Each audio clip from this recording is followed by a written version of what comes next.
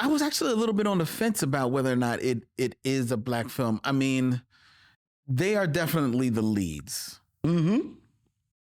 It doesn't center the black experience at all. Mm-mm. It commemorates and celebrates black music. Yes. And presents black music. Mm-hmm. Unaltered in any way. I thought it was very interesting reading the story that Cab Calloway wanted to do a disco version of Minnie the Moocher. And because, he wanted to, show that I'm right. I'm here for the kids. Right. And they were like, just do Minnie the Moocher as you've always done it. And trust me, they will love it. YUNKJunk! Welcome to the Micheaux Mission, 2 Men, 1 podcast, every black film ever made. My name is Vincent Williams. I'm joined as always by my partner. Hey, holla at your boy. This is Len, a.k.a. the Bat Tribble.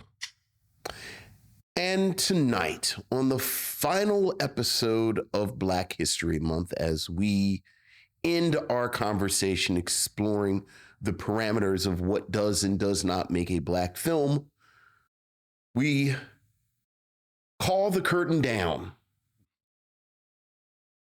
with a film based on a skit from Saturday Night Live. Of all places. And it doesn't star Garrett Morris. Starring Dan Aykroyd, John Belushi, directed by John Landis, with a script co-written by Dan Aykroyd and John Landis, but also featuring appearances by an array of stars, which puts it perhaps in our wheelhouse. Perhaps. Including James Brown, Cab Calloway, Ray Charles, Blink and You Miss Her, Shaka Khan, and of course, Aretha Franklin. We are talking about 1980s The Blues Brothers. But before we get to that, how you doing, Lynn? I'm doing great. Vincent, how about yourself? I'm all right. It was unseasonably warm today, so that was a little off-putting. Yeah. It was in the 60s today in Philadelphia, ladies and gentlemen. And that was a little weird. Yeah, oh yeah. Come outside and and just be like, whoa, okay. Oh yeah. I don't need this jacket and this sweat. The climate is completely destroyed. We're living in the final days, but the weather was nice. It was. It was. And a hearty shout out to each and every one of you out there, ladies and gentlemen, that are watching us as we stream live from YUNKJunk, Philadelphia's premier video podcast palace here in Manayunk, PA. We're streaming to Facebook as well as YouTube, where many of you are sitting in the chat room as we stream for your viewing pleasure. Hello, Missionaries. Good evening, one and all. We usually like to start the show getting into a little bit of news and then getting into our features, but we've got a packed show and we have a lot of emails, Vincent. Okay. All right. And I tried to cull through them to see which ones I wanted to read on air. Okay. And ultimately, quite a bit of them are going to make it to air. Love to talk with the missionaries. All right. So without any further ado, let's turn to our missives from the missionaries. So what else is going on, Lynn? We have emails, Vincent. Ooh, missives from the missionaries. Ooh. Ooh. Ooh, missives from the missionaries.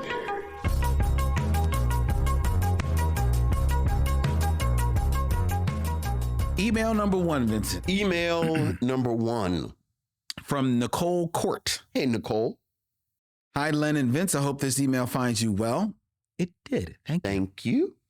Since both Black History and Love Month are coming to an end, I decided to watch nothing but black rom-coms to celebrate the month of February. Oh, that's nice. Something occurred to me when I was watching those movies. Halle Berry could have easily been one of the leading ladies of black rom-coms, considering she only did one rom-com, which was Boomerang, or if you want to call Strictly Business a rom-com, before becoming an action star people know and love. The question I have for both of you is that if Halle Berry was to ever star in another Black rom-com, Sure. who would you both want to see in a movie alongside her? For me, Nicole says, I would choose either Denzel Washington or Will Smith. It's still bizarre to me that both Denzel and Halle worked with Spike Lee and won Oscars, but have never done a film or rom-com together, especially during their prime. That would have been hot, sexy, and fun. Looking forward to your thoughts, Nicole. Okay. Yeah, they have never appeared As in a she movie. said it, I realized they've never been in a movie together. That is interesting, It's weird. especially considering that their time as kind of like really like box office stars Sure. really ran congruent with one another. Sure. I mean, I don't know as far as with Halle Berry. I mean, I guess, now you kind of maybe wanted to be like closer to age appropriate, Yeah. Oh, absolutely. Absolutely. So Denzel or Will might be the only ones really that I can immediately think of, even though, let's face it, I think she may be older. I don't know. Mm-hmm. But I think Halle Berry could easily star alongside Sterling K. Brown. Now that's a movie right there. I could see her with him. That's actually a really good call. It might be interesting though, and I was thinking about this. Mm-hmm. Jeffrey Wright has shown a slightly different version of himself with American Fiction because it is a satire. Right. So he's allowed to be a little bit more funny, even though he still leans on his dramatic chops. Right. And even that, he's more deadpan funny. Right. Kind of, flustered. I wonder what it might look like for Jeffrey Wright to be in a romantic comedy. Mm-hmm. And then I could see him pairing with Halle Berry. That might be an interesting combination. Yeah, it might be interesting. Unfortunately, I really do think you shut down this conversation immediately When I said with Sterling. Sterling K. Brown. Because the thing about Halle Berry is that she can do screwball. Yes. So the reason, before you had said it, the reason I was a little hesitant with Denzel, like I'm thinking of how often has he been funny? Like he's kind of funny in The Preacher's Wife. I was going to say The Preacher's Wife. But besides The Preacher's Wife,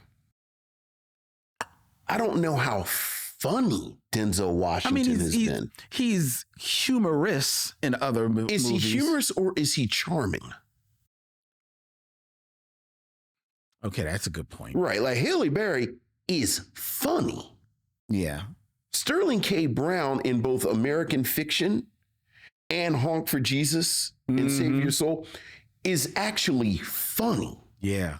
So, I mean, we can bat this around for a few minutes if you want, but I can't think of anyone better than Sterling K. Brown. Yes. I'm putting all of my chips on him and Halle Berry. And now I actually want some type of screwball comedy. I need the two of them to be a divorced couple and their millennial kids are doing something and somehow they gotta, they end up, like these films that, what's my girl been making for like the past 20 years? Like I need them to make one of these like Nora Ephron, 60-year-old couples still have sex movies. Here's the thing though, I said Sterling K. Brown, he's a good choice. Yeah. But there's a part of me that wants to see Sterling K. Brown really go hardcore rom-com and a little bit screwball.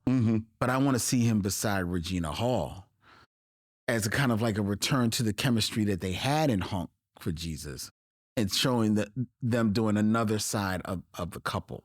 Look, you're killing, it. You You see, that I would You're love just that. pulling out all the big jokers. I'm just saying, because I would love. You know, if you pull out Regina Hall with me, I'm like, oh well, hell, I'm just knocking everybody off. Yeah, I know. So that's why I want to keep Sterling K. Brown. Like, yes, he works well with Holly, but I kind of want to like slide him off to just be with Regina. Yeah. You know what I'm saying? Yeah. But actually, everybody is good with Regina, because you know who else was good with Regina? Who? Don Cheadle in that Showtime show.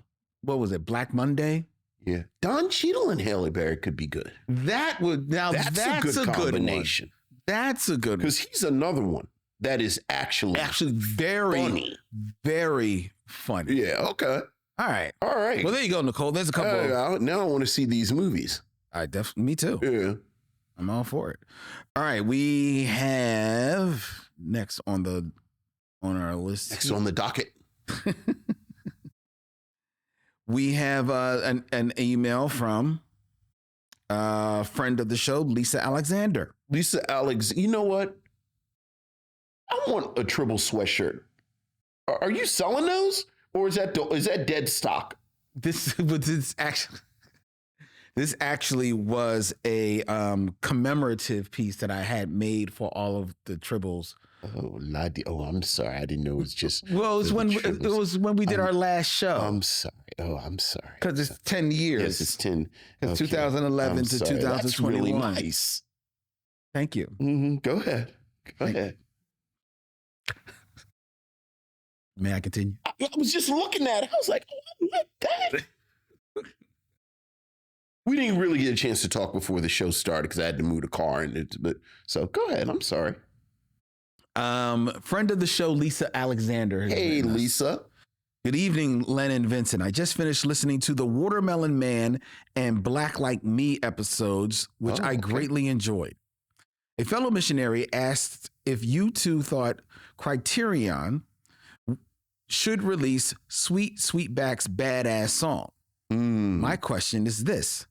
Did Len's head literally explode or just figuratively explode when Criterion not only released Sweetback, but released it as part of a four-film box set dedicated to his favorite director, Melvin Van Peebles? I will say that I have never seen Watermelon Man prior to purchasing the box set, and I enjoyed it. I also agree that while Sweetback is historically important, it is not a good film. There you go. Yeah, and I will give you, Lisa, as a commemoration of Melvin Van Peebles' place in history, Sweetback has to be in a collection. So I recognize that. But to do a Criterion Collection single release of Sweetback, no, I would not be for that at all. I think that train left the station. I'm pretty sure I know it's part of the box set, but I'm pretty sure you can buy it individually too. Well, I don't appreciate that. You want to appreciate No. And if I ever get an opportunity, you're going to take it out to do one of those those episodes where I'm in the closet and I get to choose all the movies I want, I'm going to find Sweetback, and I'm going to take every copy. Take every copy from there. Yep. You're going to start with Sweetback. I'm going to take them all. All of them. I don't care if I don't care what my quota is. If my quota is going to be filled by taking all of them out, I don't want nobody to ever have that. Now you're going full Fahrenheit 451, like no one should watch it. No, they shouldn't. Well, this is healthy. Lisa continues. Go ahead, Lisa. During your review of Dreamgirls, yes, Len's top 5 dealt with supporting actors who eclipsed the performances of the lead actor. Yes. I would like to submit 2 honorable mentions to your list. First is Morgan Freeman's performance in Shawshank Redemption. Tim Robbins is good in the film, but Freeman is absolutely magnetic. I also love the fact that since the character is white in Stephen King's short story, they left the line in about Freeman's nickname being Red because he is Irish. In the film, it's a joke, and Freeman totally sells it. Yeah, that's a good one. That is a good one. The only reason I even hesitate a little bit is because it's so good.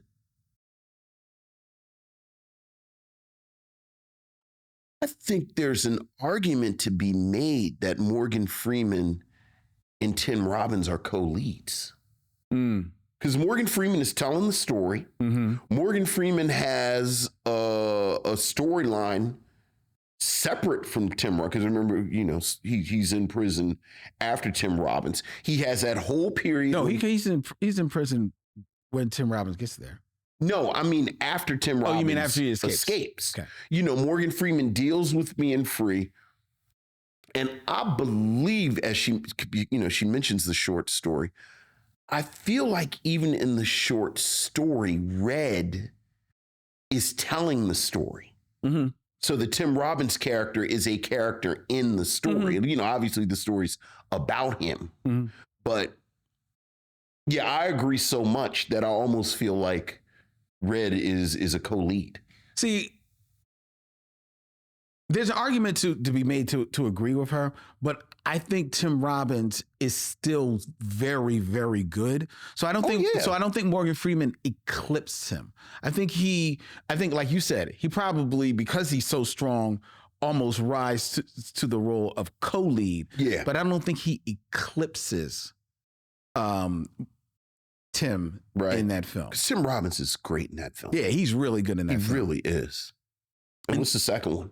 The second one is Don Cheadle's performance in Devil in a Blue Dress. Oh, of course. Denzel Washington brings his usual gravitas, but it is Cheadle's mouth that steals the film. If you don't want him dead, why'd you leave him with me? It's one of the best lines in cinema history because where's the lie? I can't wait for your Blues Brothers discussion. Lisa Alexander. Thank you, Lisa. Well, Denzel Washington famously said that the mistake he made in Devil in the Blue Dress is that he played Easy. Like he said, he signed up for Easy because Easy was the lead. And then he read the script and said, oh, well, Mouse is the character. Yeah.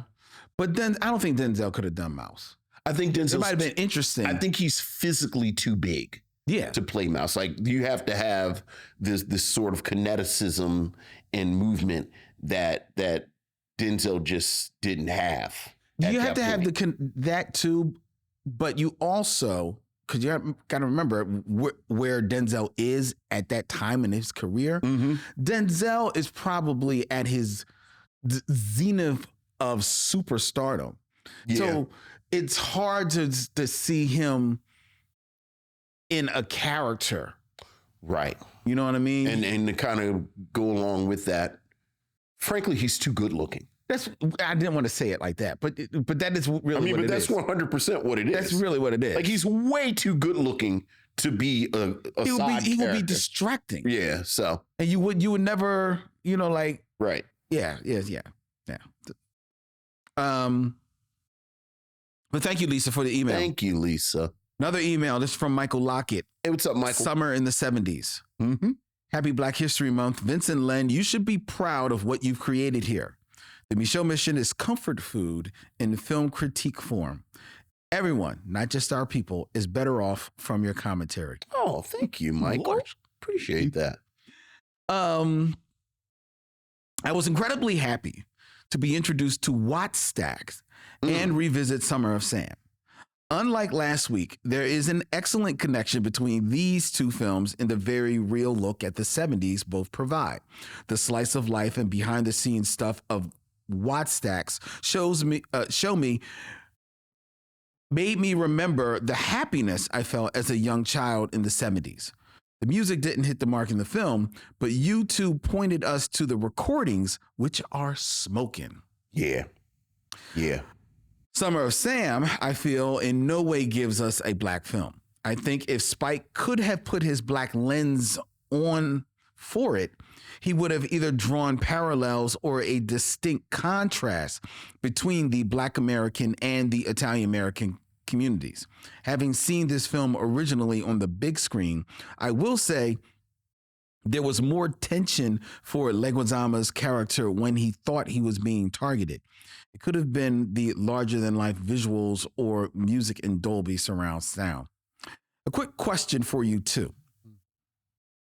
Taking out the blockbusters and tentpole franchises, can you think of a film that just can't deliver on the same screen with its tone and feel like it does on the big screen? And when I say can't deliver, I mean it hurts to watch it at home on the couch. All the best, Michael Lockett. So taking out the blockbusters, the big tentpole films. Sure. A movie that it on the couch, it's just not the same feel.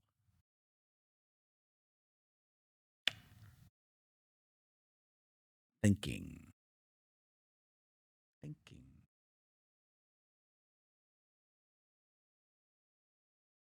I mean, my easy one that pops up immediately.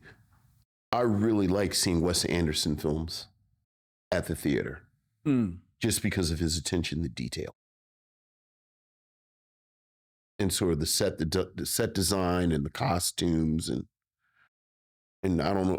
Well, that's not cheating because they're not blockbusters. No, they're not blockbusters. You know, but he very much has his own style and sensibility. Yeah. I was trying to keep it in the realm of black movies, and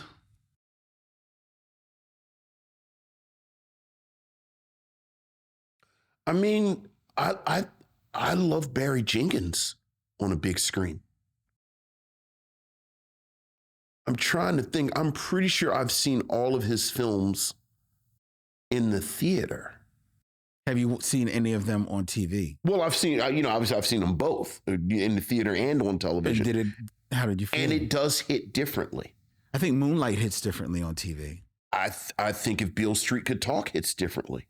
I haven't seen Beale Street, but Moonlight did hit differently. Yeah. I mean, hell, all of them. Medicine for Melancholy. Like, I really do think on the big screen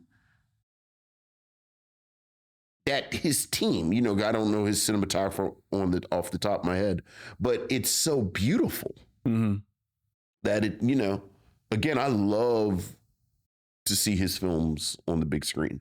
Well, I've got two answers. Okay. One is in the realm of where you said Wes Anderson, and that is Quentin Tarantino. I think his films lose a little something on the television screen. Like I recently just rewatched for like the umpteenth time Pulp Fiction, a movie that I love, and I've gotten used to watching that on television.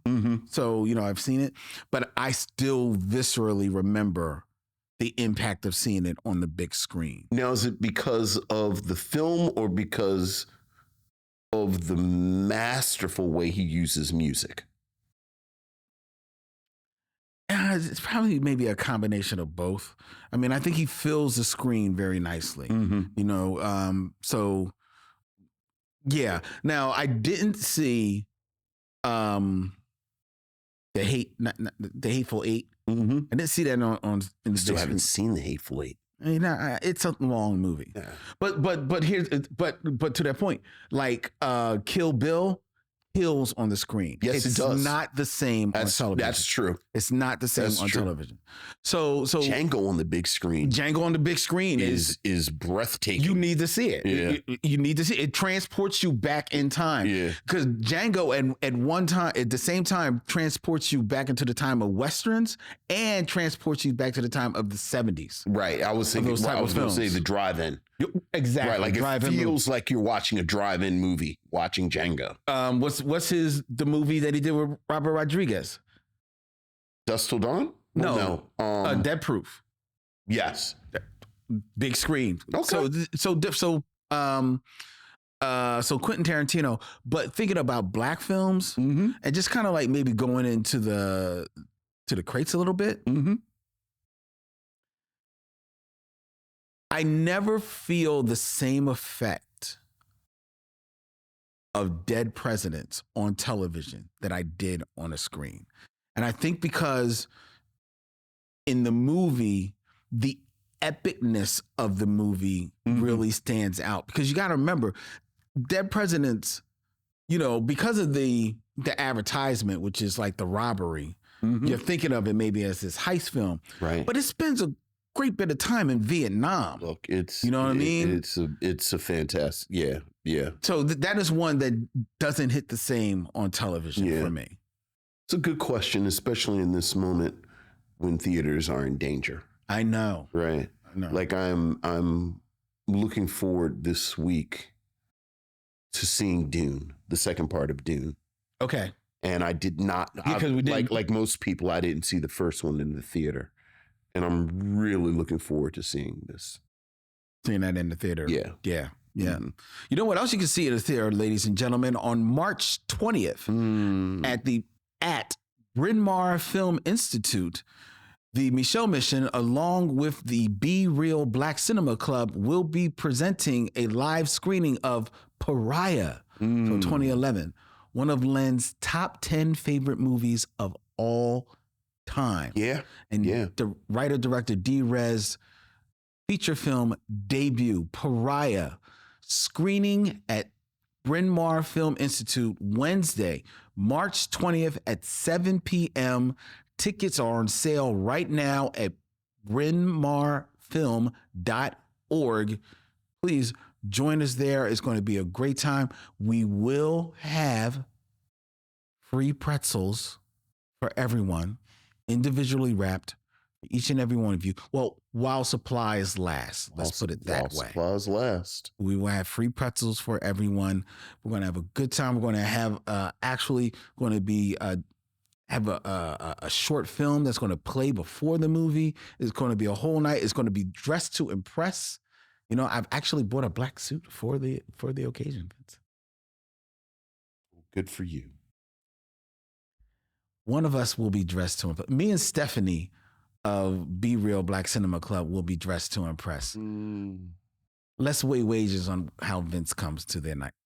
I'll be there.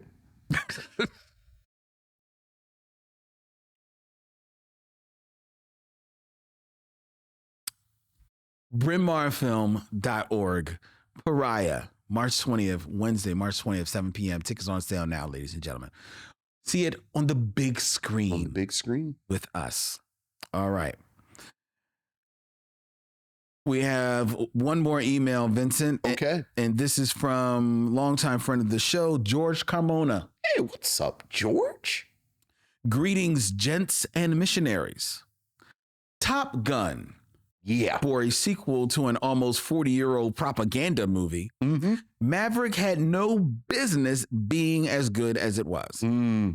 Also, to go from one brother in the first movie, jumping to 4 significant roles was great. Granted, 2 of them are there for their fantastic "this white boy here" head shakes. And if you ever get tired of 6 Degrees, Vince explaining Tom Cruise movies would be awesome.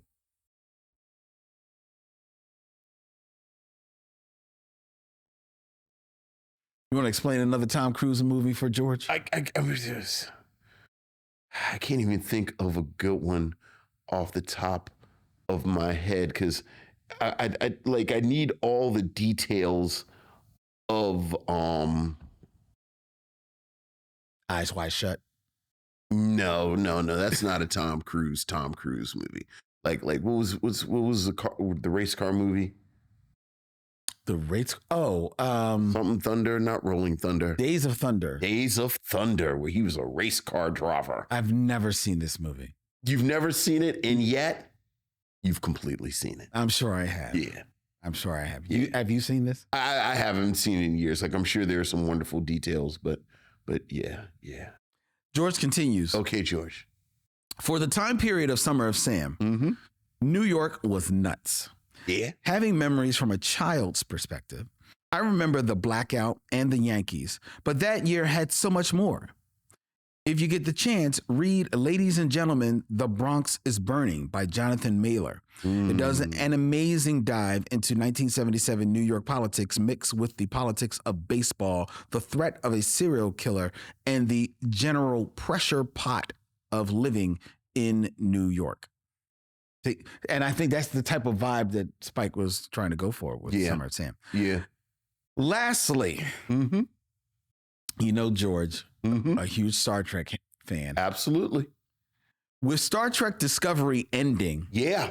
Yeah.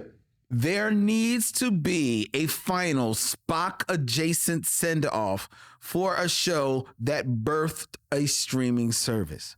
Vince, one last jump to warp for our captain. Yeah. All right. Look, George. Oh my God. Look. I didn't even get done and you're already shooting it down. I'm not at all. I was going to say, let's fly. We'll do one special Spock adjacent at the end of the season. At the end of the season. Yes. When does the season start? The season starts in a few weeks, I think. In a few weeks, in March. Yeah. Right. Okay. Yeah. Well, there you go. There you George go. Kimona. Yeah. You heard it, ladies and gentlemen. Absolutely. Vince's promise Yes. that we will do a proper send-off of Spock send-off. Yes. Spock adjacent to coincide with the ending of Star Trek Discovery. Yeah. Okay? Yeah. That'll be nice. Yeah, absolutely. All right. Absolutely. Well, there you go. All right. Well, there's our missives, ladies and gentlemen. All if you want right. to hear your thoughts and share them with Vince and me here live on the show, please send us an email at MicheauxMission@gmail.com. That's MICHEAUXMISSION@gmail.com. All right. All right. Let's keep it moving. Keep it moving. It is now time for the top five.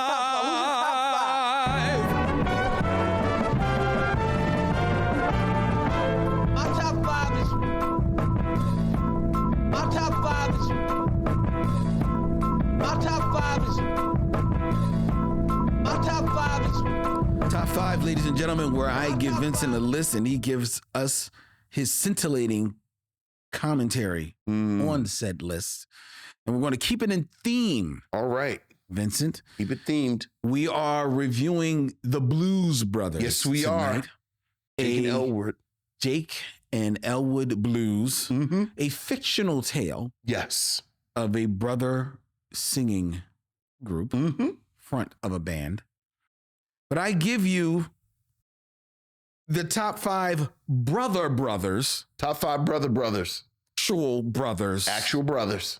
who led singing bands. Okay. All right. Okay. All right. In my order In your order.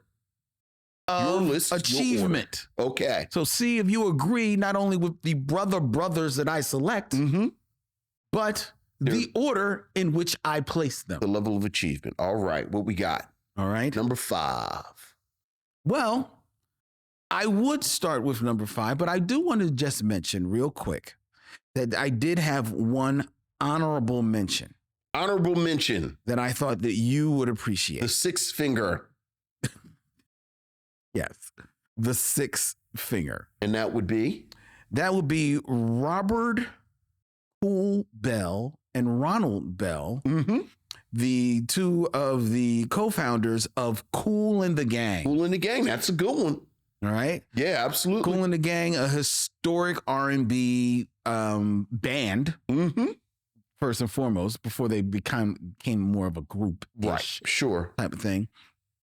Huge hits in the 70s and 80s. Speaking of Quentin Tarantino, Yes, the money they made off of Jungle Boogie that's right. and Tarantino, yeah.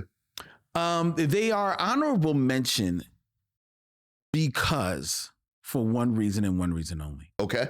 It is because while they are the co-founders of the group, Mm-hmm. they're not the leads of the group. Sure. They're not the lead voices. Sure. As far as I know, I don't believe they sang at I have all. to say, I don't think they sang at all. Yeah. Right, because they kind of like created the band and then Right. found singers to sing songs. Right. And you're saying singers, was it anyone besides JC? Well, I mean, he sang like their biggest hits in the 80s, Celebration and things like that. But I don't think he's the lead on Jungle Boogie. Well, I mean, Jungle Boogie is just. So I'm just saying. So he's not the voice of all of their hits. Right. He's the voice of most of their hits, so to be fair. No, I'm saying my and let me do the disclaimer. My Kool and the Gang is very shaky. Really? I thought they were a funk band They were at first. until he came. Until JT Taylor, James right, Taylor. JT, and then you He move kind of like into the smooth 80s. smooth the edges, and they became more of an R&B group. Yeah, I didn't Yes. think there was any vocals before JT. Like we're saying Jungle Boogie, but that's just them jamming and going And Jungle Boogie. Right, right. Well, yeah, fair enough. Fair enough. Okay, right, because as you can probably guess, I'm not a huge post JT Kool and the Gang fan. Doesn't sound like you're much of a Kool and the Gang fan. I mean, I respect them. They're not my go-to, but like once JT comes in the 80s, I'm not I don't need Celebration or Ladies Night. Or You don't like Too Hot? boy, I was just about to fix my mouth to say, but I like Too Hot. That's my one. That's my one right there. Too Hot. Yeah, that's But my besides that, yeah. jam. All right. So, All right. So that's my honorable mention. Honorable. All right. Well, who's number 5 in the list official? Number 5, Jagged Edge. Oh my God.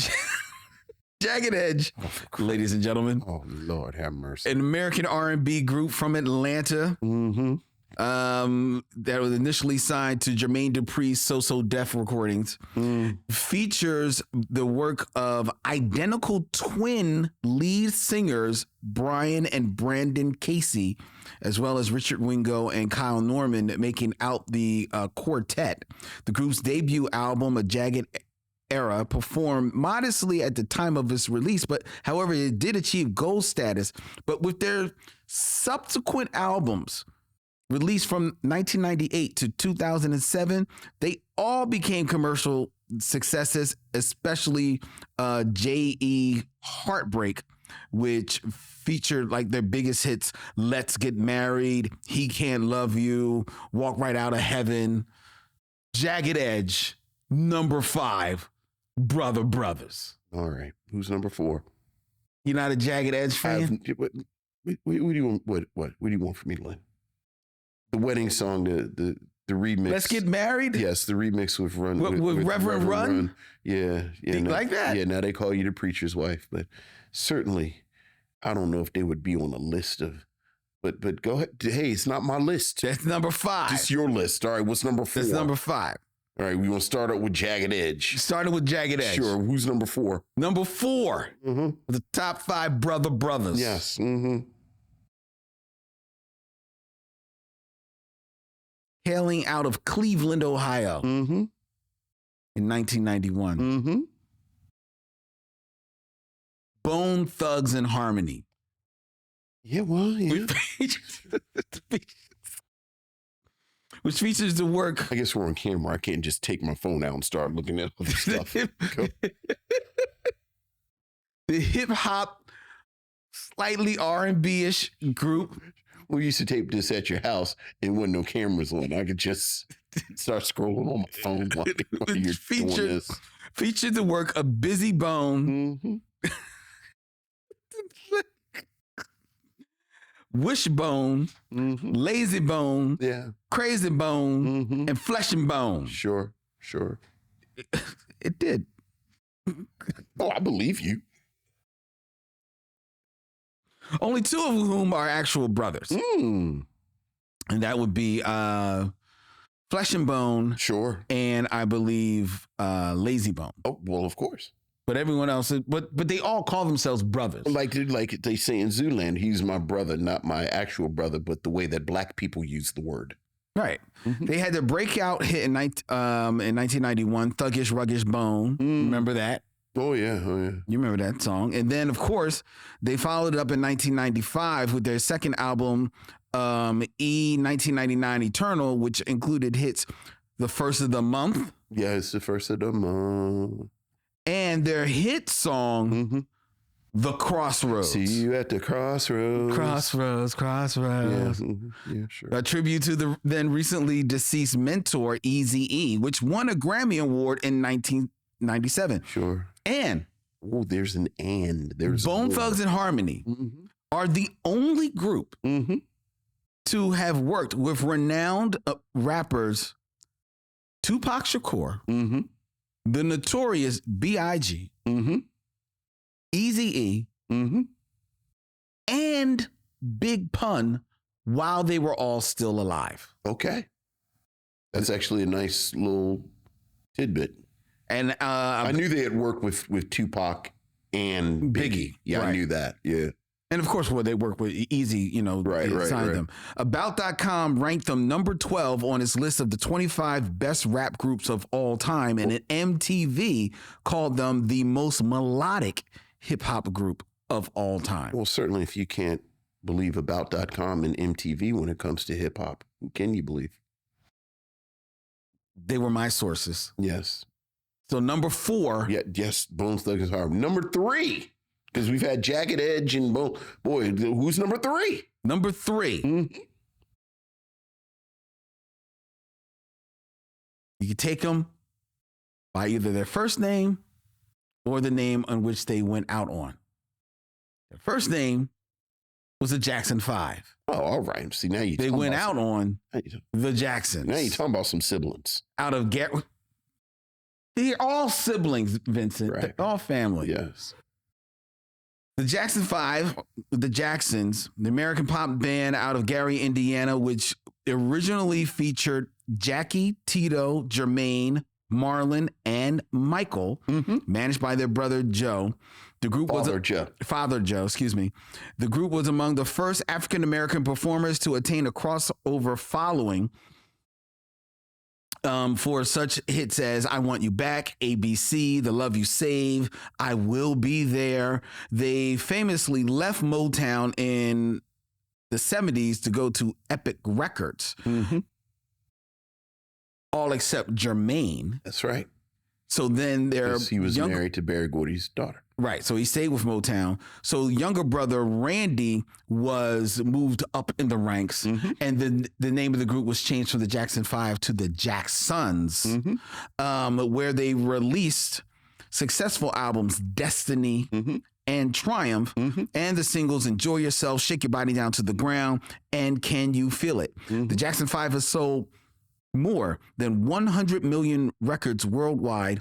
And in 1980, the brothers were honored with a star on the Hollywood Walk of Fame as the Jacksons and were inducted into the Rock and Roll Hall of Fame in 1997.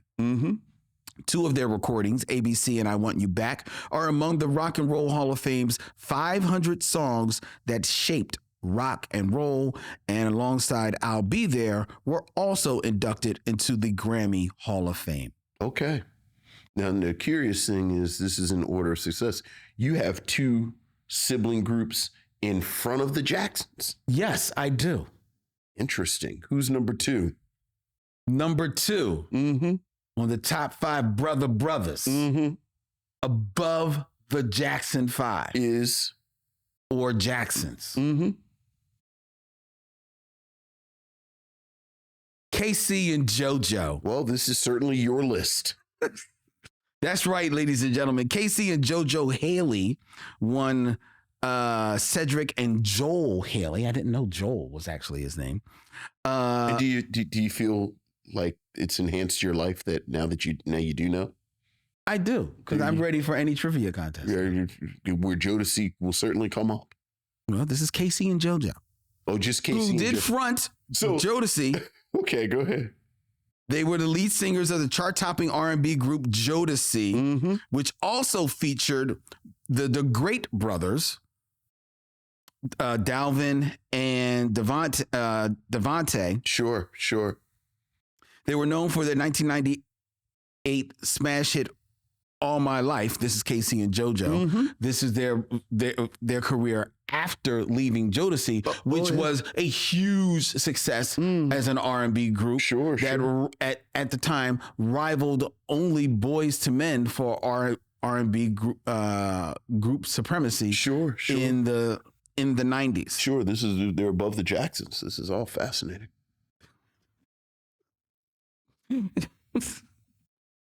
Who's number 1? Whoa. I'm not finished with KC and JoJo. Really? No, I'm not. Because it's like 7:45. We're talking about KC and JoJo. Known for their 1998 smash All My Life, which was the number 1 song on the Billboard Hot 100 for 3 weeks and received multiple Grammy nominations. They also featured artists on another number 1 Billboard Hot 100 hit, Tupac's How Do You Want It, which also received the best rap performance by a duo or group nomination. They achieved mainstream success with the 1999 hit Tell Me It's Real, which peaked at number 2 on the Billboard Hot 100. Complex Magazine ranks the groups first on their 1990s male R&B group Pyramid of Excellence list in 2014 as one of the most influential groups of the 1990s and one of the best R&B groups of all time. That is speaking specifically of Jodeci, who has sold more than 200 million records worldwide to date. All right. Okay. Would you like to? I'd like to know who number 1 was. Let's go ahead and. Okay. All right. I'll go straight to number 1. Straight dog in the car and drive them to a farm upstate. This is a huge band that featured not 1, not 2, but 3 brothers. Okay.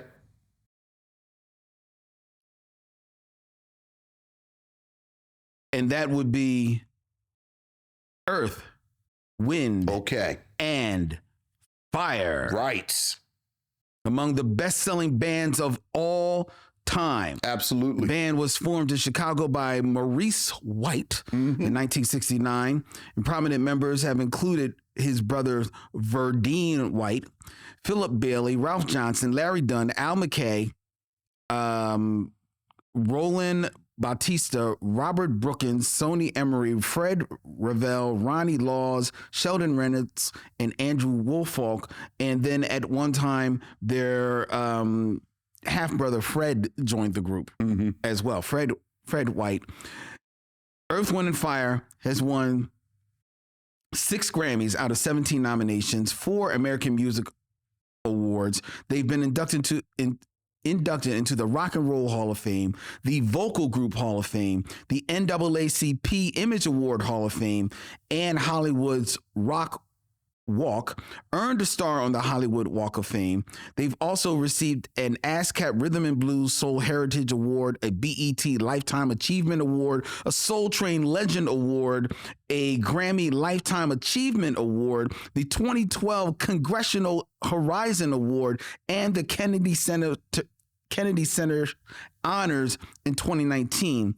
Rolling Stone has called Earth, Wind, and Fire innovative, precise yet sensual, calculated yet galvanizing, and declared that the band changed the sound of Black pop and is one of the greatest bands of all time. 100% true.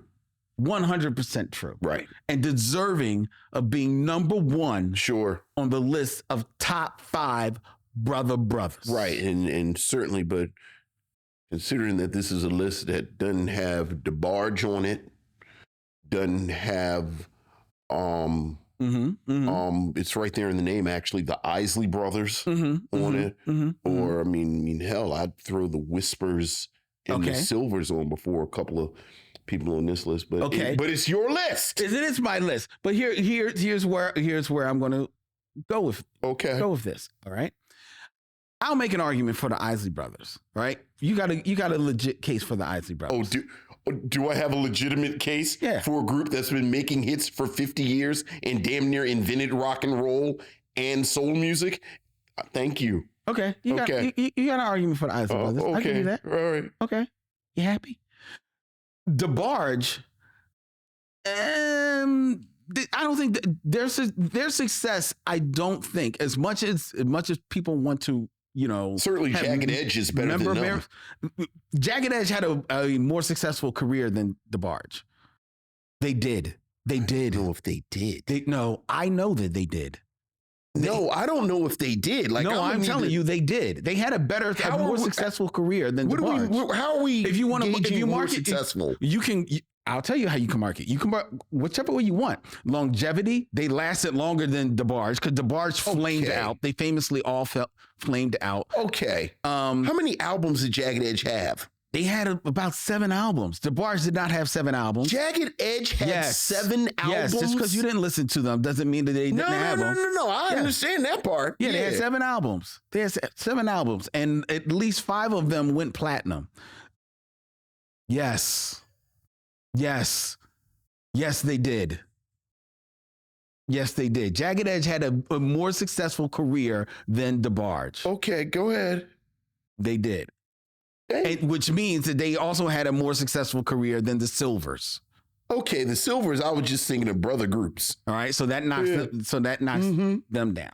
Okay? Okay. The reason why I put Casey and JoJo begrudgingly, Right, not Jodeci.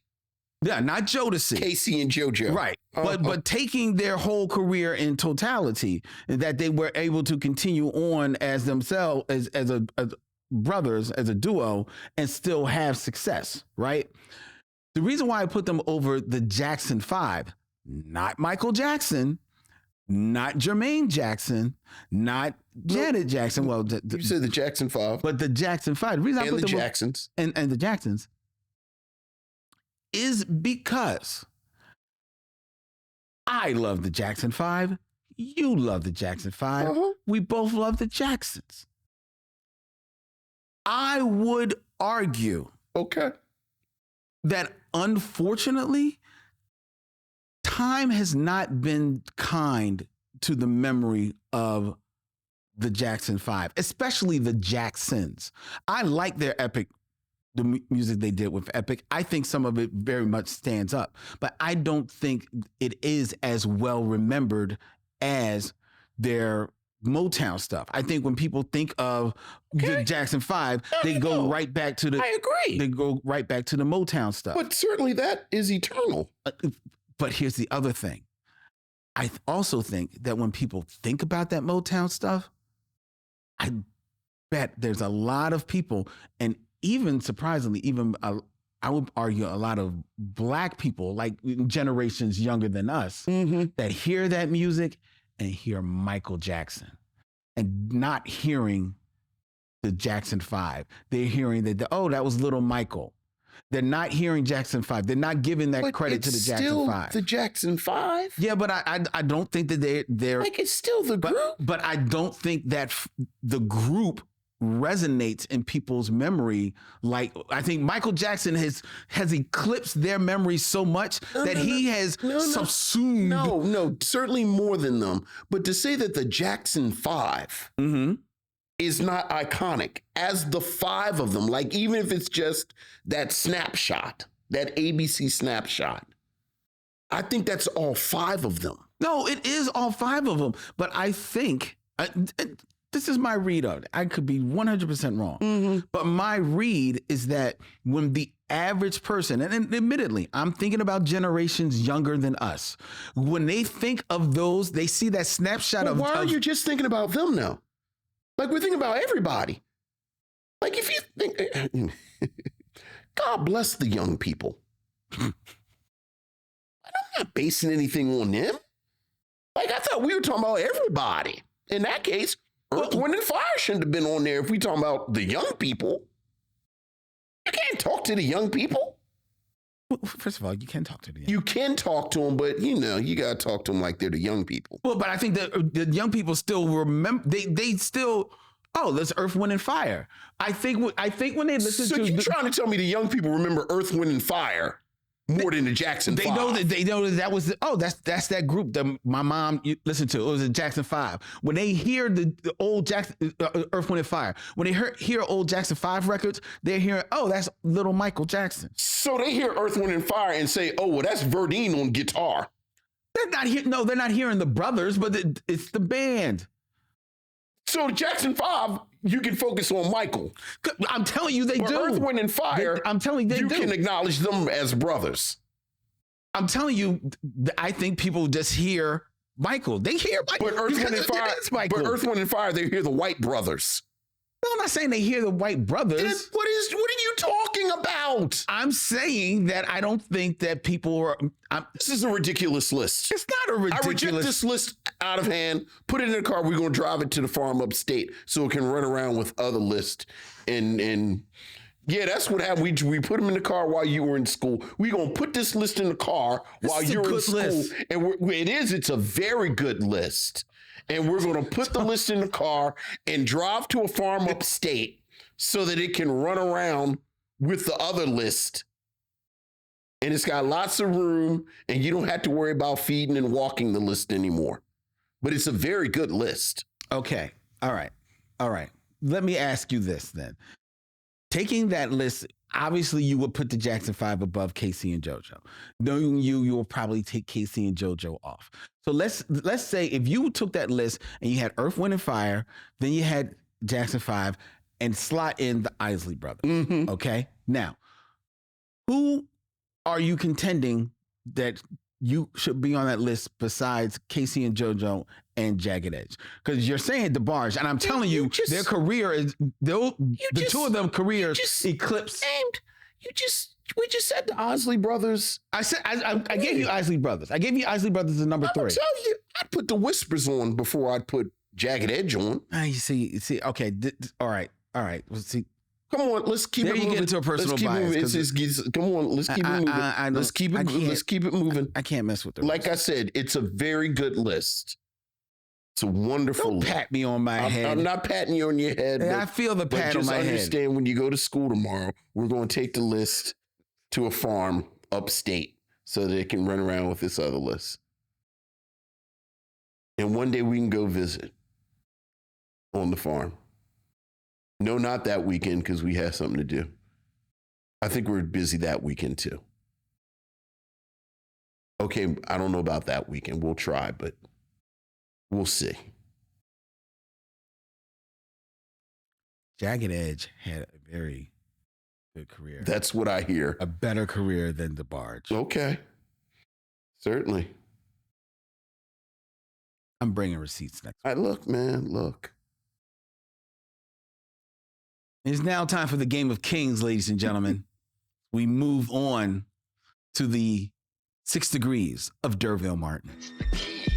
Why you would be surprised what a person can do with just a sensitive touch and a sense of sound.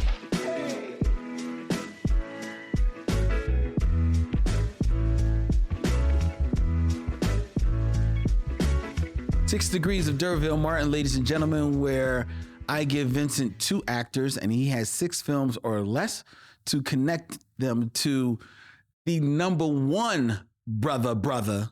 He's his own brother. D'Urville Martin. That's right. Of 70s fame. Keeping it in theme, Vincent. All right. I have 2 acting brothers. Okay. For you. Okay. Let's see who it is. In 6 films or less. Who is it? Who is it? D'Urville Martin. 2. Come on, give it to me. Dennis Quaid. I was hoping you was going to do them damn Quaid brothers. Because now I get to do 2 weird ass movies. Because Dennis Quaid, you get to him real fast. Yes. Because D'Urville Martin is in Guess Who's Coming to Dinner with Sidney Poitier. Sidney Poitier is in A Raisin in the Sun with Lou Gossett Jr. Yes. And Lou Gossett Jr. Yes. And Dennis Quaid. Yes. Are in Enemy Mine. Don't think so. I do think so. I'm going to look. Oh, you're right. I know I'm right. I love Enemy Mine. Enemy Mine is one of my favorite movies of all time because it is the most bananas movie. Have you seen Enemy Mine? I saw it a long time ago. Oh my God. Enemy Mine is glorious. I haven't seen it since. Lou Gossett Jr. won an Oscar for An Officer and a Gentleman. The whole world should have opened up for him. They put him in a full body prosthetic rubber suit to play an alien Muslim, basically, in Enemy Mine with Dennis Quaid. And they fight on a planet and end up getting along, realize they have more in common than not. And then Lou Gossett Jr.'s alien lays an egg and has a baby. Wow. And dies. He has to. Then it's like an hour of the movie left. Really? Lynn, it is the most bizarre movie. So then Dennis Quaid has to raise the little alien child. And then the alien child gets kidnapped by space slavers. And then Dennis Quaid has to go. It is the most bizarre film. It sounds bizarre. I don't remember it to that extent. Oh, I loved Enemy Mom because even as a teenager, I said, this is a bananas film that no one is going to love but me. But now I love this movie. Very good. Well done, Vincent. Is Randy next? Yes, the next would be Dennis's brother, Randy Quaid. This is how you get to Randy Quaid. Very You know easily. what? Let's see if I can get to Randy Quaid and have fun because I'm never going to be able to use Morris Day again. Okay. Derville Martin Mhm. is in. Okay, well, I got to get out real quick. So Derville Martin is in Five on the Black Hand Side with Dick Anthony Williams. Dick Anthony Williams is in Mo Better Blues with Wesley Snipes. Mm-hmm. Wesley Snipes is in Sugar Hill Yes. with Clarence Williams III. Yes. Clarence Williams III is in Purple Rain Yes. with Morris Day. And Morris Day is in Moving with Randy Quaid. Moving. Is that the That's the Richard Pryor. Obviously, Richard Pryor would have been the easiest way to get to it. But again, when am I going to be able to use Morris Day again?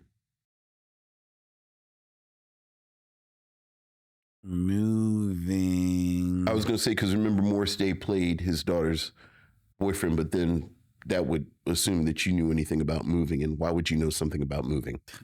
I only know that Richard Pryor was in it. Yeah. I'm pretty sure I've never seen it. It's another really bizarre movie because it's Richard Pryor doing a Cosby Show era Bill Cosby cosplay. Yeah. Oh, you 'cause- see what I did there? Cosplay. So it's just a weird, like what am I watching right now? yeah. 1988. Yeah. Mm-hmm. Not exactly the height of Richard Pryor's powers. It is not a good movie, but again, it's that weird moment where, like, if you were a black actor above the age of 40, they just kind of showed you clips of the Cosby Show, and then you had to Go do this. right, like I'm a black dad, and I got some kid. Because, like, do you have it up? Moving? Yeah, because it's like him and like Stacey Dash or Karen Parsons plays his daughter. Let's see. Stacey Dash plays the Right, daughter, Stacey yes. Dash, and then it's like some twins, like twin boys, and who plays his wife? Beverly Todd. Beverly. There you go. There you go. So think about that. Like two little precocious black boys play twins. Stacey Dash is his daughter, and then Beverly Todd is his wife, and they are nice, educated, middle class black people. Mm. But Richard Pryor is the dad. This movie features a young, we have to imagine young, not only Randy Quaid, Dave Thomas of SCTV fame, I don't remember him. Dana Carvey, I don't remember him. Morris Day, as you mentioned. Yes, The wrestler King Kong Bundy, I do remember King Kong Bundy. and in an uncredited role, Rodney Dangerfield. It's a bizarre film. Randy Quaid plays his neighbor who he hates. And then, you know, as a It says here Randy Quaid plays two characters. well, I was about to say, then he moves across the country next to Randy Quaid's twin brother, who's just like him. Right, because Randy Quaid plays Frank and Cornell Crawford. Yes. Interesting. It's a terrible movie, though. Maybe it'll make its way on the mission, come what may. I see what you did there. But there you go, the Quaid brothers. The Quaid brothers. Very good, Vincent, and well done. Right, as always. I was hoping to, I said, ooh, he might do some brothers. I was like, okay, well, he's not going to do the Goodings. That'd be too easy. That'd be too easy. And then I was like, well, who are some other? And I thought maybe you might mix it up and throw some Baldwins in there. Yeah, and that would have been kind of easy too. Like I was trying to do the Baldwins, and I was going to actually do Black Brothers, but the brothers I was going to do was Wood Harris and Steve Harris. Wood Harris and Steve Harris. But Steve Harris has done, I mean, he's done movies and movies that we've seen, but he's primarily a television. Yeah. Well, you get to Steve Harris because of Diary of a Mad Black Woman. Right. And then Wood Harris is in a couple of things. He's in a couple of things. He's actually done more TV himself, even though he seemed like a bigger star. So I must admit, I was a little ready for this one. Like I said, I had all these brothers in my head. Well done. All right. I had brothers in my head too. Brothers in my head. So. I had a lot of brothers. A lot of brothers. Listen to Jagged Edge. Yeah. Go ahead. All right. Time for us to get into our review, ladies and gentlemen, of The Blues Brothers. You should watch Enemy Mine now. I will. It's a bizarre movie. Because it's like in the 80s, but it's not like the... Why are you whispering? Because I feel like we're waiting. Like I feel like you know how they go to commercial and the lights go down? I feel like it's in the commercial. You know what we should do? Yeah, right. You should watch Enemy Mine. I think it's a really bizarre curio from that early 80s science fiction. Wasn't there another movie with James Caan where he plays the opposite of an alien? That's what I was thinking. And I was thinking that it was Enemy Mine. Sort of remember what you're talking about, but I don't remember the movie. Yeah. So that's because when you said Dennis Quaid, I said, that's the wrong white guy. It's James Caan, ain't it? But no. We're ready when you are. All right. The Blues Brothers, a 1980 comedy starring Dan Aykroyd and Jim Belushi. Stars John Belushi, speaking of brothers, not Jim, John Belushi as Juliet Jake Blues and Dan Aykroyd as his brother Elwood. The story is a tale of redemption for paroled convict Jake and his brother Elwood, who set out on a, quote, mission from God to prevent the foreclosure of the Roman Catholic orphanage in which they were raised. To do so, they have to put their band, the Blues Brothers, back together. And throughout the journey of putting the band together, finding a gig, they have a series of misadventures, culminating in quite the culmination.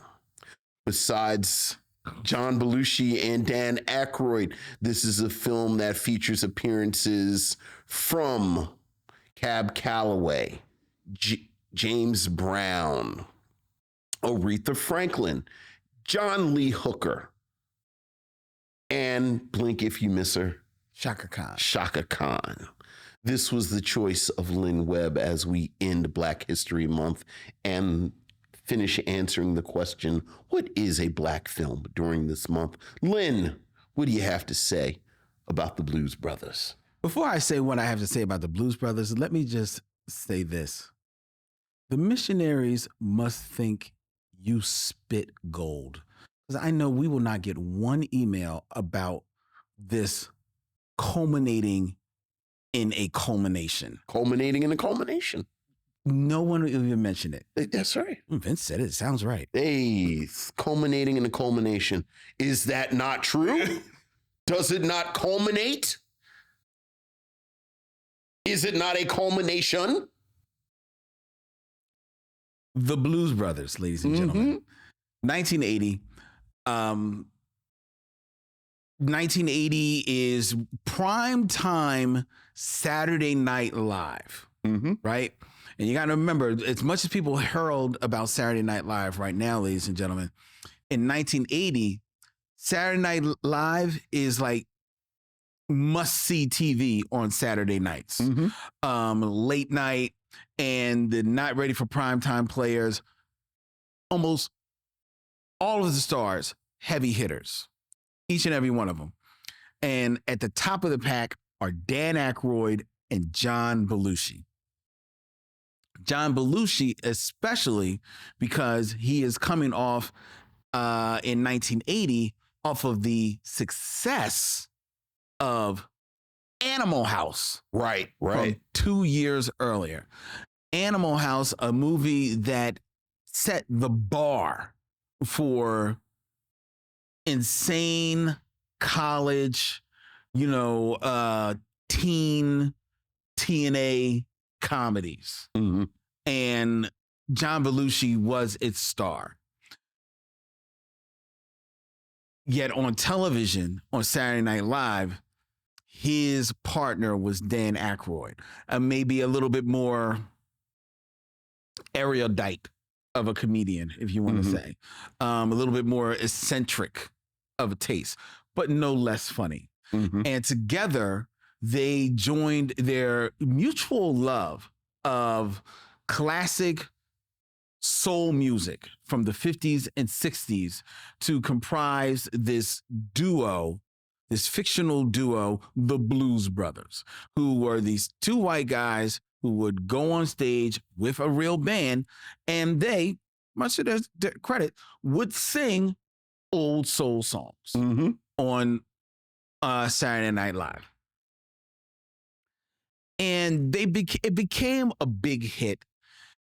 It became a recurring hit on Saturday Night Live, and was one of the first skits from Saturday Night Live to be kind of like spun off into a feature film. Was it the first? It may have been the first. Yeah, I thought it was the first. Yeah. And it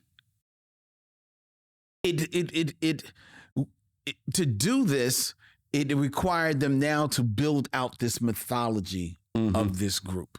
And that was tasked to Dan Aykroyd, who was the writer and the more disciplined performer of the two. Yeah.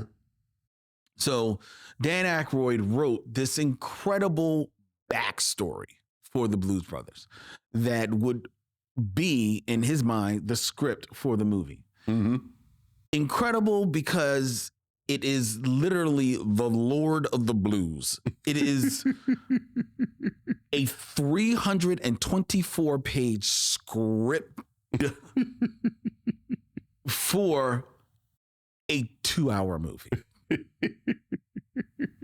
The tomb of the Blues Brothers. At which point John Landis is brought in. It's like, hey, John. He just kind of whittled this down. Now, to his credit, Dan Aykroyd, as funny of a writer, a comedic writer as he was, he had never written a script. Sure. He didn't know nothing about writing a script. So in him, he did what a lot of first-time writers do. They create this huge backstory and think that that is the story. And that's not it. And John Landis, and a hit maker of a director and writer, worked with John Belushi in Animal House, was brought in to pare this down, knock this script down to its bare essence. And in doing so, he created a film that is not only the homage to old soul music that they wanted to keep inherent to the Blues Brothers ethos. He also, I think, creates a film that is an homage to the great comedic films of the 30s and 40s that harken back to famous comedic teams such as Laurel and Hardy, Abbott and Costello, even a bit of the Three Stooges. And it is all on display in the slapstick comedy that is happening here, that is over the top explosions, over the top, comedic, cartoonish violence that is happening in this. There's some might say there are aspects of this film that are homages even to the Warner Brothers cartoons of that time. Sure. With explosions and car chases and pratfalls and falling from the sky and all of this type of stuff. The story is bare bones. Sure. It's the Jake Blues gets out of jail after he went to jail.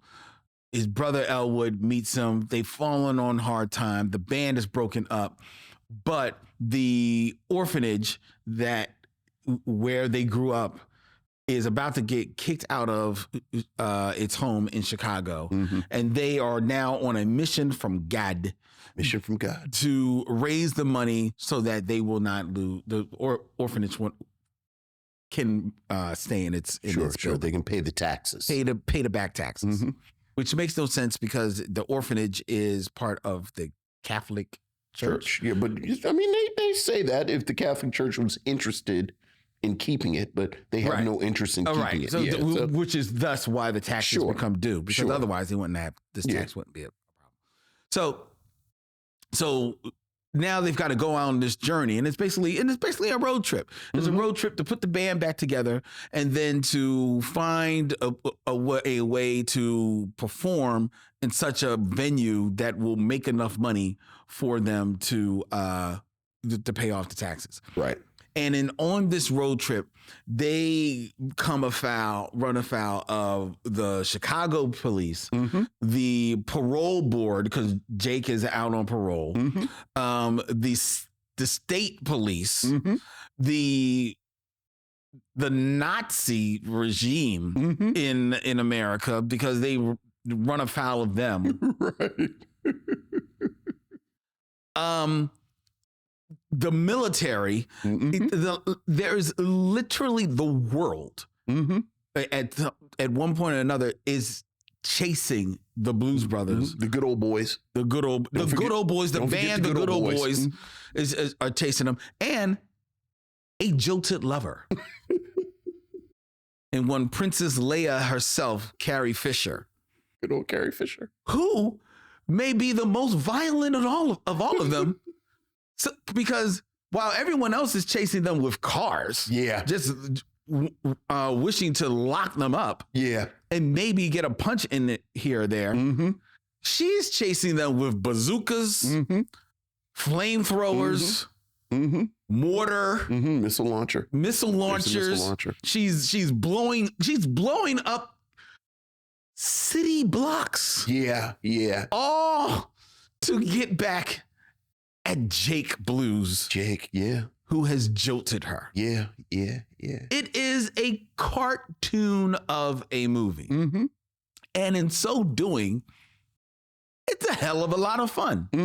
I enjoyed this movie when I saw it in the theaters in 1980, ladies and gentlemen, and I've enjoyed it every time I've returned to it, including last night. I enjoyed so much of this movie. John Belushi, an actor gone too soon. This film is in 1980. I think he's gone within 3-4 years after this film, because unfortunately, due to a massive cocaine addiction, that was on display in the making of this film. The backstory, you talk about the Heart of Darkness being better than the Apocalypse Now. How about that? A true documentary about the making of the Blues Brothers, ladies and gentlemen, is the only thing that could eclipse the Blues Brothers. Because John Belushi was out there. I mean, just a tidbit. John Belushi was late to set one day, so Dan Aykroyd went looking for John Belushi. John Belushi this film was famously shot in and all over Chicago and in the surrounding areas. John Belushi was asleep at the home of someone who lived by the set. Not a house that was booked for the set. Right. Just a house. Just a random that was house next door to the set. He had gone there in a coked out haze, ate a sandwich, as one does, and then was rocked out on the couch. Yeah. Where the owner dutifully put a blanket on him and said, well, just let him sleep it off. Sure, Because I got John Belushi. I have John Belushi at my house. Yeah. And that's where Dan Aykroyd found him. Yeah. That is just one of the many stories. Yeah. They come from the backstory of the Blues Brothers. It's a cartoon of a film. John Belushi, this film, however, it sees him at the height of his powers. Mm-hmm. He is charismatic. Mm-hmm. He is funny. Mm-hmm. He is incredibly talented, incredibly nimble for a man who is not a small man, and has a bit of a voice. The man can sing. Yeah. The man can get over a soul song. He can carry a tune. He can carry a tune. Yeah. Oh, yeah. Dan Aykroyd, I would argue, maybe never better as the sidekick to John Belushi. My second favorite, Dan Aykroyd. You know, I'm a Trading Places man. Fair enough. Mm-hmm. Fair enough. But as good as he is with Eddie Murphy, he is, to me, better. He's better as the sidekick to John Belushi. I agree with because you.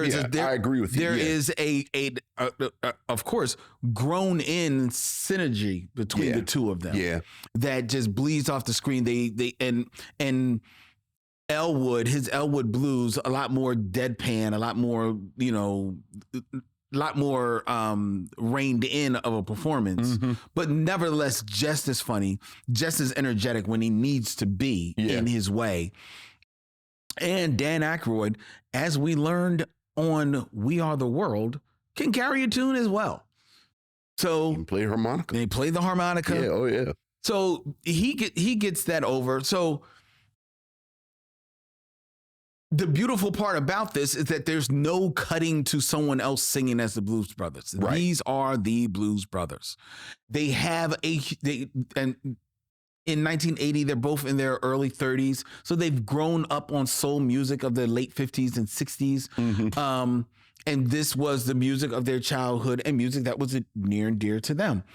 So they wanted to pay homage to it, not only by, writing original songs that harken back to that sound, but also wanted to have representation of that sound in their film. Right. Thus, we have James Brown, John Lee Hooker, Aretha Franklin, Ray Charles in this film, not only as cameos, but we have them performing. Yes. And none of these performers, even the great Ray Charles and Aretha Franklin at this time in 1980 are at the height of their powers. No. They still have kind of great years to come ahead of them, but all of them are at middling points in their career. Right. Height of their powers, but their careers are in a bit of a lull. Right. Yeah, absolutely. That's better said. And boy, do they have a coming out party on the Blues Brothers. Yes, they do. Each and every one of them. You can argue that James Brown always, about the live performance. He's doing James Brown. Right. He's being James Brown. Ray Charles, funky as ever. Is actually electric. He is actually electric. And John Lee Hooker is only a little bit of him, and he's John Lee Hooker. He's like, you take me as I come, right? And we take him as he comes. But Aretha Franklin is a problem in 1980, ladies and gentlemen. Aretha Franklin told you better think, and you better think twice if you thought she was playing. Yeah. Because Aretha Franklin is taking no prisoners in this film.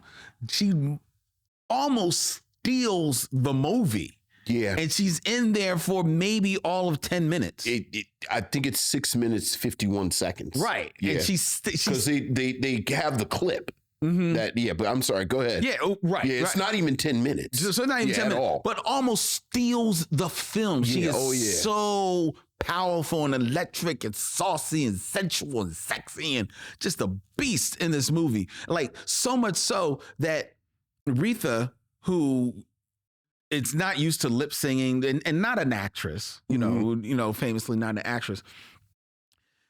They had to clip together her performance because she was like, I don't know about this lip singing. I'm just singing. Right. Y'all Right. follow me. Right. Y'all just make it happen. Right. And that's what she did. Right. And she just sang and just went for it and tears the roof down. And it's just amazing, absolutely amazing in this movie. And then we come to, we talked about the Blues Brothers, talk about those cameos. Then you go to the band, which is actual performers from actual bands. Oh yeah. Pieced together, horn sections, guitar sections, all of them pieced together to create the Blues Brothers band that would actually go out on tour. Right. And most of them are legendary session players. Legendary session players in this from other bands. I mentioned Blood, Sweat, and Tears. It's so many. I can list them all and we'd be here. That would be the whole damn review. Mm-hmm. It all culminates together in just a fun romp of a movie that I enjoyed returning to. And this homage to soul music, the love and affection that they have for the music itself does bleed off the screen. It feels 100% authentic and heartfelt. They fought to have these performers in the film. Right. The studios wanted them to get someone younger, such as Rufus. Right. Rolls Royce. Right. Which is why you have Shaka Khan showing up in a blink as you can miss it moment in the choir. She doesn't really have a solo. Right. She's just there. If you know her, you're like, that's Shaka Khan. And that's why they kind of like shoehorned her in there. If the studio had their way, they would have shoehorned even more performers in there. But the John Belushi and Dan Aykroyd and John Landis, to his credit, buying in on his star's edict, were like, no, we gotta have this is who they want. This is who it's gonna be. And trust me, the audience will consider them and enjoy them. And the audience absolutely does. Yeah. There are dance performances in this movie that leap off the screen that are, we've talked about how if you're going to film dancing, film it so that you can appreciate the dance. It's filmed correctly. Yeah. John Landis, not known for musicals, films it spot on. There's only famously one scene there he cuts off the head of the saxophone player in the. But I think there's something to that. Oh, really? Go ahead. Do you think? Well, anyway, but and John Landis has apologized for that. But it's just a bouncy movie that it's close to 2. I think it's 2+ hours. It's a little bit over 2 hours, but it bounces. You don't really feel the time. And it's an action movie because it has one of the most historic car chase scenes as the bottom third of this movie that has ever been put to film. This movie literally drops a car from a helicopter about 300 to 400 feet in the air. Yeah. Drops it to the ground. This is before the days of CG, ladies and gentlemen. This is a real car being dropped in downtown Chicago. Yeah. It is insane. It is absolutely insane. We will talk about whether or not this is a black film or not on the other side. But right now, I am telling you, I am burying the lead. I would absolutely recommend that people watch The Blues Brothers. I had fun all over again. Oh, it is without hyperbole one of my favorite, I want to say comedies, but truth be told, it's one of my favorite movies. I absolutely love The Blues Brothers. And I think the reason people even ask is it a black film, goes to what you just talked about, like the sheer deference that John Belushi and Dan Aykroyd have to these performers is so admirable. Even years later, I think the iconic Aretha Franklin scene, you really see it again, as you mentioned. The Blues Brothers are, you could argue it's a vanity project, but this is a real group. Yep. You know, Dan Aykroyd, John Belushi have this great love. You know, they kind of sing, they perform. As you mentioned, John Belushi has a pretty okay voice. Like, you know, the film ends with a miniature concert. Yeah. And they do well. You know, they've got these well-seasoned sessions players as their band. This is a band. Yep. The Aretha Franklin Think scene always stands out to me because, you know, Mike Murphy, the guitar player, plays Aretha's husband. He says, I'm going to leave, go with the Blues Brothers. She says, you know, you need to think about what you're doing. Jake and Elwood are there because they're there to convince him to go. The scene starts, the music starts. Aretha Franklin starts singing Think, her classic song, Think. I love the fact that three women who were customers begin to sing backup for Aretha Franklin. Jake and Elwood sit their asses on the stools. This is our movie. We are musicians. I am a singer. I play the harmonica, but the queen is singing. And the queen has her own backup singers. We give the film to, like you're saying, you know, she almost steals the film, but that implies that she would have to take it. Dan Aykroyd and John Belushi hand it to her. And hand that moment. Give her this is yours, Aretha. They don't sing backup. No. For a moment, they stand up and they dance. And even that's near the end. But then even that, they go ahead and get out the way. As you mentioned, the saxophone player is, and I just don't have his name in front of me right now. His head gets cut off, but that's because the camera is following Aretha. Right, exactly. Right. This is about Aretha.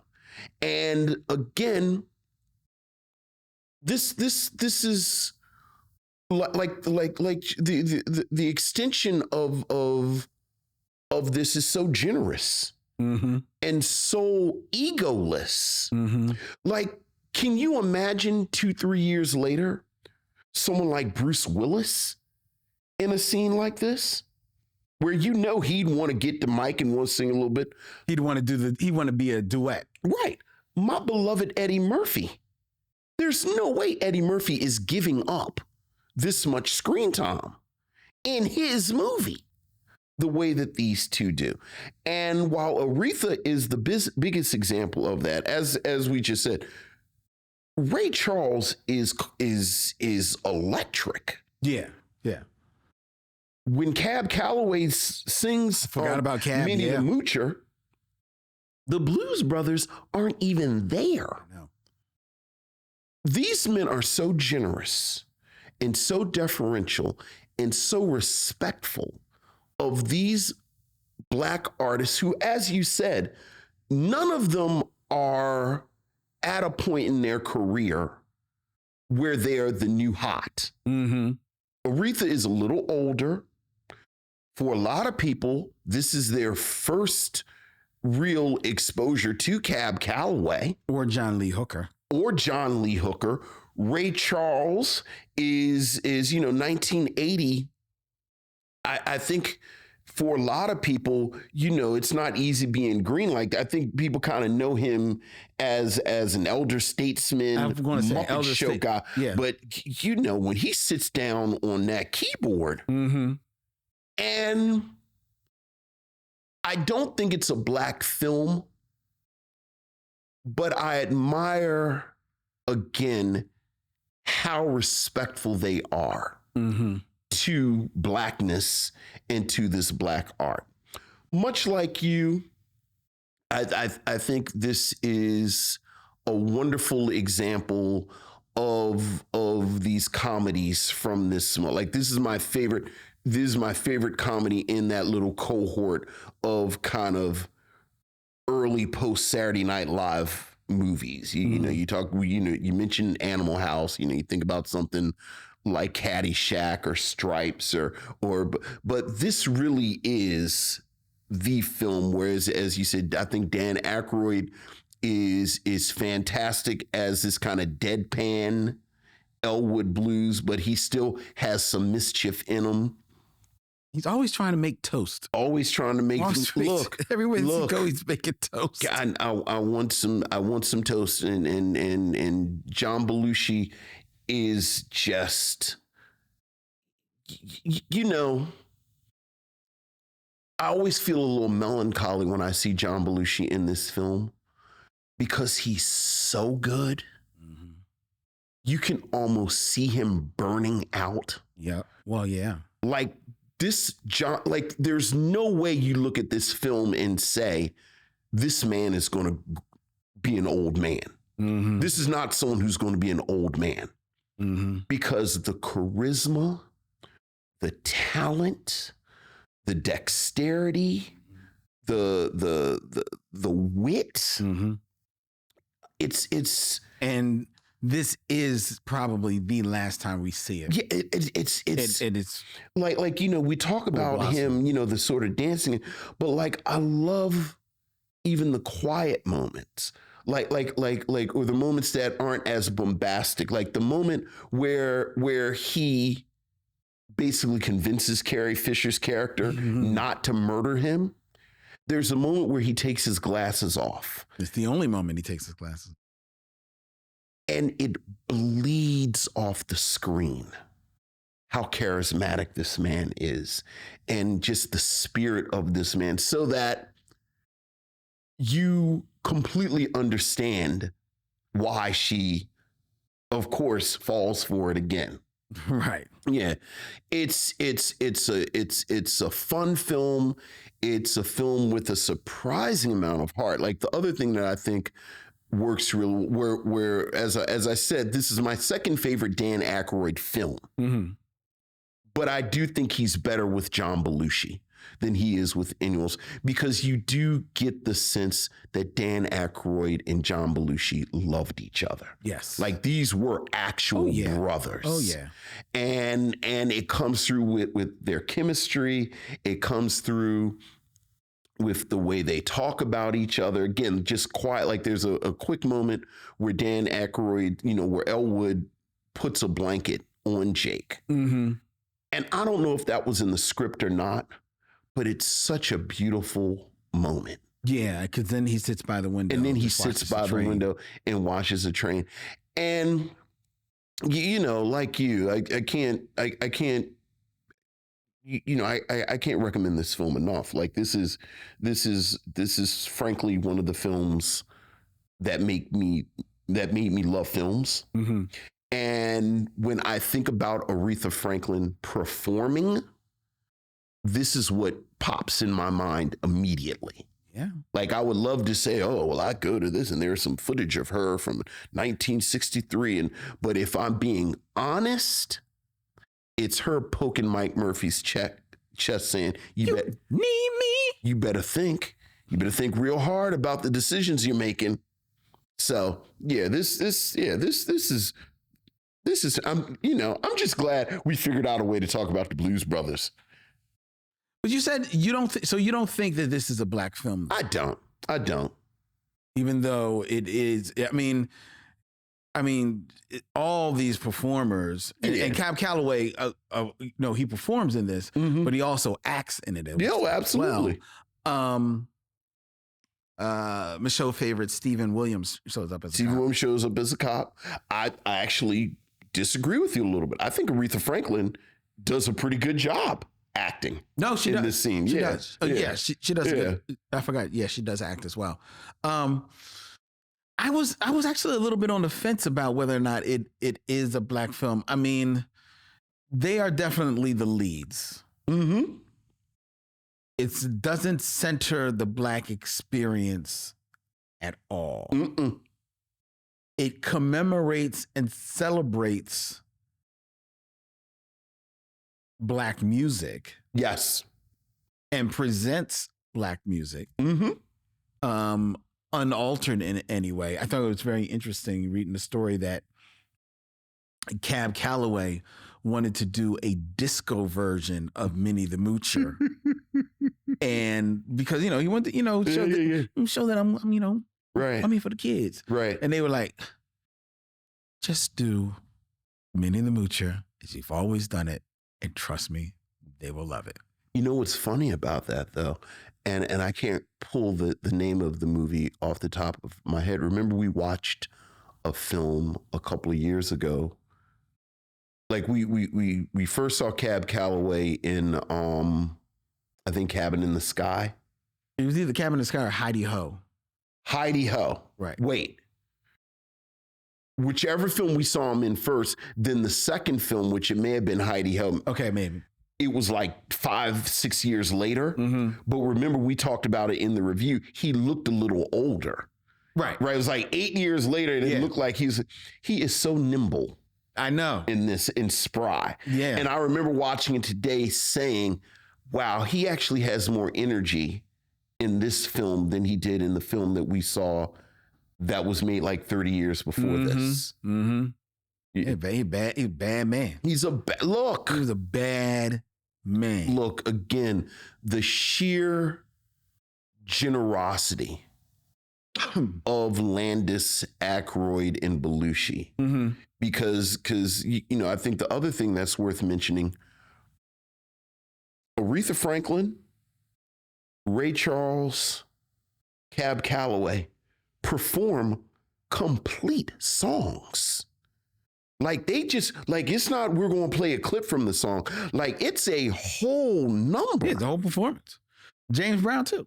Well, James Brown is playing the preacher, so it's like, he's actually part of kind of a set piece. Mm-hmm. That's true. But the other, like, you have a complete performance of Minnie the Moocher. See, and this is why I kind of want to say it's a black film, because how many performances of Minnie the Moocher do we have on camera? Sure. How many full-blown, explosion of black joy in a church Right. scene do we have, led by James Brown? Led by Jim. Aretha Franklin, famously a shy woman, so there's not a whole lot of film footage of Aretha Franklin. And certainly not at this moment. And certainly not at this moment. The dancers during Ray Charles scene. I mean, the outside on the street, it's like really electric. The soundtrack with bringing back the voices of Sam and Dave on the soundtrack. I mean, and because of their deep, abiding affection for this music, in a way that it doesn't feel like they're appropriating it. Not at all. There's a part of me that kind of wants to land this as a black film. I can't do it. Yeah.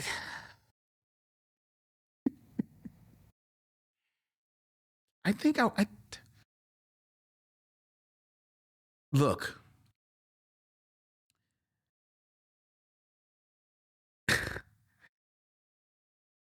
If I can list Jagged Edge over the Isley Brothers Lord have as the mercy. top 5 brothers, Oh, Lord have I can say the Blues Brothers is a black film. Well, look. Blues Brothers is, I say it is, I'm not saying it's the blackest film. Look. But- This is why we have the conversation. This is why we're having the conversation. It's got enough We melanin don't in it. have to agree. I say it's a black film. Okay, all right. I say it's a black film. I don't think it's a black film, but I think it's a film everybody black should see.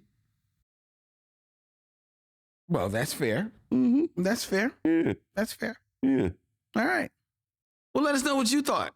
Some of you we know already think this is a black film. I want to hear from you. Yeah. As we've mentioned, this and King of New York are the films that people have pressed us for definitive answers almost from from the very beginning. The beginning of the mission. Right. People. So I want to hear from all of you. Yeah. Don't leave me hanging. Because I don't want to be reading 12 emails like Lyndon lost his mind, calling the Blues Brothers a black film. I don't want to hear from Lisa Alexander giving me a syllabus on why this is not a black film. I need to hear from all of you who share with me the thought that this is a very, very, very high yellow. Let's see. Black. Okay. All right. Let's pull it back in. Let's have to go off the rails. This is how it is. We were almost done. We were almost right there. Let us know what you thought, ladies and gentlemen. Regardless, it's a great film. Yes, it is a great film. You should see the film, It really regardless is. of whether you agree with me in regards to its status. Right. Its melanin Yes. status. But let us know what you think. Email us at themicheauxmission@gmail.com. That's MICHEAUXMISSION@gmail.com. Hey, the air conditioner is back on. All right. The Micheaux Mission, which is streamed and filmed live every week right here from YUNKJunk, Philadelphia's premier video podcast palace. Hit up Dylan at YUNKJunk.com. That's DYLAN at YUNKJunk.com. It's right there for your spelling pleasure. And book your time in one of the fabulous studios that they have set here at YUNKJunk.com. The Micheaux Mission is also on all your favorite social media, Instagram, Twitter, Facebook, at Micheaux Mission, and on YouTube, where you can hit the bell and subscribe to the Micheaux Mission and be notified whenever we put up new videos and when we're going to go live, and tell a friend so that they can subscribe so we can build our numbers. We're a very young, fledgling YouTube channel, but we would like to become a more prosperous YouTube channel. And we need help from you. Yes. So if you like what you're seeing, like what you're hearing, tell a friend. Spread the word. Spread the word. Especially if it's on Apple Podcasts, where you can give us a 5-star rating and a review. That helps people find our show, The Micheaux Mission, which is available as a podcast on all the podcast directories. And it's a proud member of The Podglomerate, thepodglomerate.com. They make podcasts work. All right.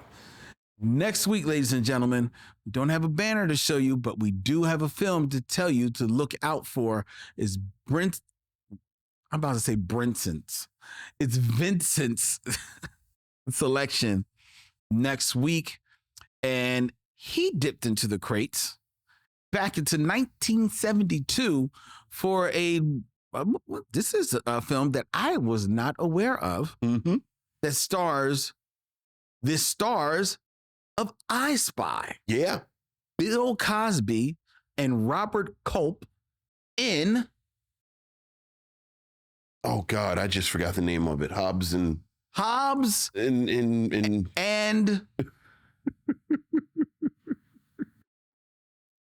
Lynn, I wasn't ready. You were talking, and there's a part that you do, so I had turned my brain off.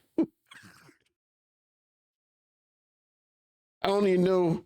Oh, Lord, the Lynn. film you selected. I know. It's Higby and Digby.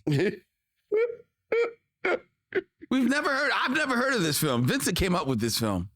Well, the bad thing is I came up because it was, we were talking about Walter Hill, Hickey and Boggs. Oh yeah, it just rolls off the tongue. Yes, Hickey and Boggs. Hickey and Boggs. You better make sure Yes. this is streaming. Yeah, no, it's around. So I didn't know. Tubi. Well, it's around. I'll just say it's Okay. around. What's it called? Hickey and Boggs. Hickey and Boggs. Yeah.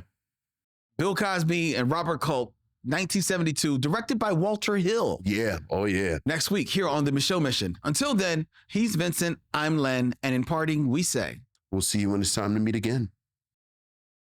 YUNKJunk!